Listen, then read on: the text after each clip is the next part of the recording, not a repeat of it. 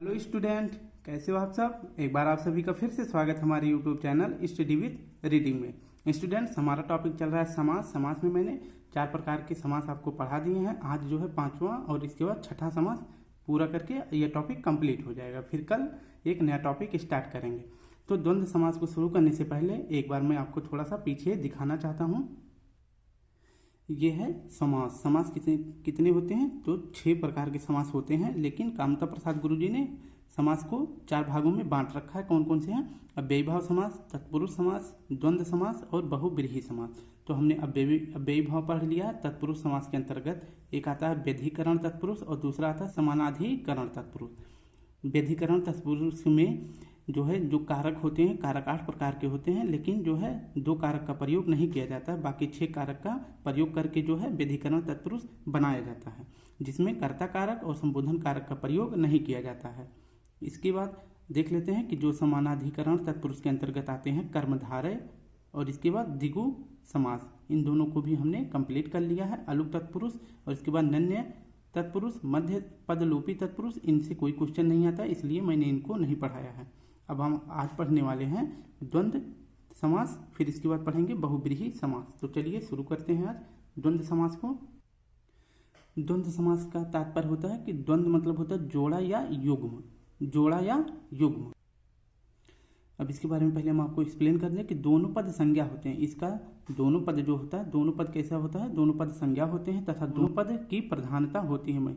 इसमें जो है दो पद होते हैं, एक तो पहला पद, एक दूसरा पद, ठीक है। एक प्रथम पद होता है, एक द्वितीय पद जो होता है उत्तर पद होता है। इनमें ये दोनों जो है संज्ञा होते हैं और दोनों पदों की प्रधानता होती है। फिर नेक्स्ट पॉइंट है कि इसका विग्रह करने पर आपको और, तथा, एवं, अथवा, या आदि समुच्चय बोधक अव्ययों का आगमन हो जाता है। माता पिता, तो अगर बोलेंगे माता पिता तो उनके बीच में आपका समुच्चय बोधक चिन्ह और आ जाएगा, माता और पिता। इस प्रकार से जो है इनका विग्रह करने पर ये सभी महत्वपूर्ण शब्द आ जाते हैं। और नेक्स्ट है कि पॉइंट है कि लिंग निर्धारण जो है उत्तर पद के अनुसार होता है। उत्तर पद जो दूसरा पद होता है इसे उत्तर पद बोलते हैं। तो लिंग का निर्धारण उत्तर पद के अनुसार होता है। अब उदाहरण में देख लेते हैं कि दाल रोटी। अब इनका जब आप समास विग्रह करेंगे तो इनका क्या आ जाएगा? जब इनका विग्रह करेंगे दाल और रोटी हो जाएगा। क्या हो जाएगा? दाल और रोटी। तो आप देखिए कि बीच में इनके क्या रहा है, तो इनके बीच में कौन सा शब्द आ रहा है? और। मैंने बताया कि और आएगा, तथा, एवं, अथवा, या आएगा। और इनके बीच जब और का लोप कर देंगे तो यह क्या बन जाएगा? यह बन जाएगा द्वंद्व समास। दाल और रोटी ये दोनों पद जो है कैसे होते हैं? ये दोनों पद संज्ञा होते हैं। तन, मन, धन। तन और मन और धन, तो इनके बीच में और शब्द का लोप करके जो है तन, मन, धन बनाया गया है। तो आप देखिए कि तीनों जो है क्या है? तीनों संज्ञा है। तन मतलब हो जाएगा शरीर, मन मतलब हो जाएगा आपका मन विचार, और धन मतलब हो जाएगा जो पैसा होता है उसको बोलते हैं। नेक्स्ट देख लेते हैं कि धर्मा धर्म। धर्मा धर्म का हो जाता है संधि विच्छेद का हो जाएगा धर्म और अधर्म, धर्म और अधर्म। तो दोनों जो है कैसे हैं? दोनों संज्ञा है, एक तो धर्म और दूसरा अधर्म। तो इस प्रकार से क्या हो जाएगा? धर्म और अधर्म। तो इनके बीच किस जो है समुच्चय बोधक का लोप हो रहा है? और का। नेक्स्ट उदाहरण देखते हैं शीतोष्ण। शीतोष्ण को देखेंगे तो इसमें भी द्वंद्व समास का उदाहरण है शीत और उष्ण। ये हो जाएगा शीत, इसके बाद और उष्ण, ये हो जाएगा शीत और उष्ण। तो एक उष्ण ये नाउन संज्ञा हो गया और दूसरा ये संज्ञा हो गया। माता पिता, माता और पिता। लेन देन, लेना और देना, ये भी जो है द्वंद्व समास हो जाएगा। 31 भी जो है कैसा है? द्वंद्व समास है। अब इसको कैसे लिखेंगे? 31 को 30 और 1, 30 और 1। ये एक भी जो है संज्ञा है, अपने आप में पूर्ण है, और 30 भी एक पूर्ण है। तो इस प्रकार से 31 हो जाएगा 11। आप बचपन में पढ़े होंगे ना, क्या बोलते हैं? 30 दहाई 1 काई, 30 1 31, 10 दहाई 1 काई, 10 1 11। यानी 10 और 11 जो है 10 में 1 जोड़ेंगे तो क्या हो जाएगा? 10 में जब 1 जोड़ देंगे तो ये हो जाएगा 11। इसलिए 11 कैसा है? तो यह भी द्वंद्व समास है। 15 कैसे लिखा जाएगा? 10 और 15। तो इसमें जब पढ़ेंगे तो क्या कहेंगे? 1 दहाई 5 काई 10 5 15। तो इस प्रकार से हो जाएगा अपना और पराया। ये अपना अलग है और पराया ये एक दूसरे के अपोजिट यानी विरोध भी करते हैं, यानी विलोम शब्द भी होते हैं। आज और कल ये भी द्वंद्व समास का उदाहरण है। कृष्ण अर्जुन, इसमें जब इसका विग्रह करेंगे तो क्या आएगा, कृष्ण और अर्जुन, कृष्ण और अर्जुन। तो इसमें भी देख रहे हैं कि दो संज्ञा आया है कृष्ण और अर्जुन, इसलिए द्वंद्व समास का उदाहरण ये हो जाएगा। ठीक है, अब हम नेक्स्ट देख लेते हैं। नेक्स्ट और आज का लास्ट समास है बहुब्रीहि समास। इसका मतलब इसके बारे में देख लेते हैं कि इसका तीसरा पद जो है प्रधान होता है, तीसरा पद। ठीक है, इसका तीसरा पद प्रधान होता है, अर्थात इनमें ना तो पहला पद प्रधान रहेगा और ना दूसरा पद, इनका दोनों पद जो है अप्रधान रहेगा। ये इसमें जो है तीसरा पद लुप्त होता है, तीसरा पद दिखाई नहीं देता है, लेकिन प्रधान वही होता है।